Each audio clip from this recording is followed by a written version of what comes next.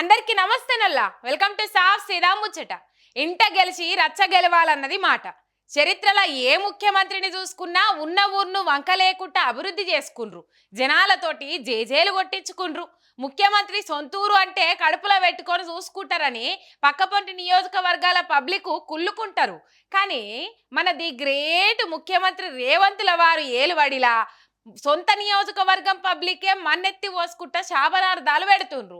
నిన్న ముఖ్యమంత్రిని చేస్తే మా బతుకులకే గోరీ గడతావా అని కన్నెర్ర చేస్తుండ్రు. అల్లునికి ఫార్మా కంపెనీ పెట్టించేందుకు ఊరోళ్ళ మా అందరి ఉసురు తీస్తుండి ఈ ముఖ్యమంత్రి అని ఎత్తేడు దోషిలా మన్ను పోస్తుండ్రు లగచేర్ల ఊరోళ్ళు. నిన్న ప్రజాభిప్రాయ సేకరణకు పోయిన ఆఫీసర్లను ఊరంతా గెదిమి గెదిమి ఉరికిచ్చిండ్రు కదా. దోపసలు వండే పచ్చటి మా పంట భూములను మా బతుకు తెరువును గుంజుకొని మా బతుకులను బజాట్ల పడేద్దామని చూస్తావా? నిన్ను ముఖ్యమంత్రిని చేస్తే నువ్వు చేసే ఉద్దారకం గిదా? నీ అల్లునికి మందుల కంపెనీ పెట్టాలంటే పడావగడ్డ భూములు ఎన్ని లేవు? మా ఊరు భూములే దొరికినాయా నీకు?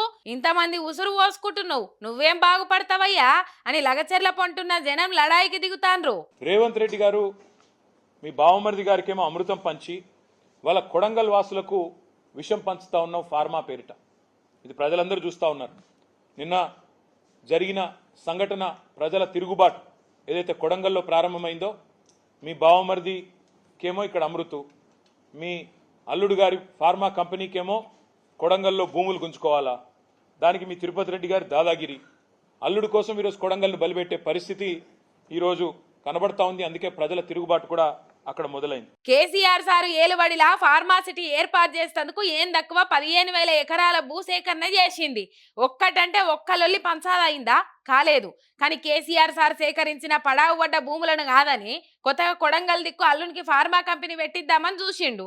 దాంతో రియల్ ఎస్టేట్ చేసి కోట్లు సంపాదించాలని ఎత్తుగడ కూడా ఉన్నట్టు ఊరోళ్ళు తిట్టిపోస్తుండ్రు.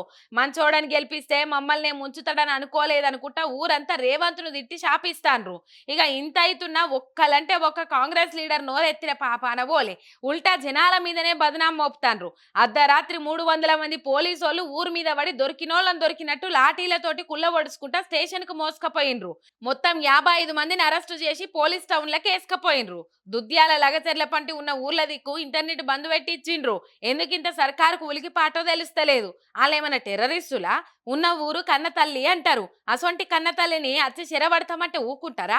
అన్నం తిని ఎవ్వరికైనా ఉక్రోషం రాకుంటుంటదా? జనాలను మెప్పించే తెలివి లేదు గాని పోలీసులను చేతులు పెట్టుకొని వాళ్ళ మీద బూటుకాళ్లతోటి దొక్కించుడైతే బాగొచ్చు ఈ సర్కారుకు. పబ్లిక్ ను ఇంతగానం గాల్చుక తిన్న ముఖ్యమంత్రిగా రేవంత్ రెడ్డి చిరకాలం నిలిచిపోతాడని దుమ్మెత్తు పోస్తాండ్రు జనం.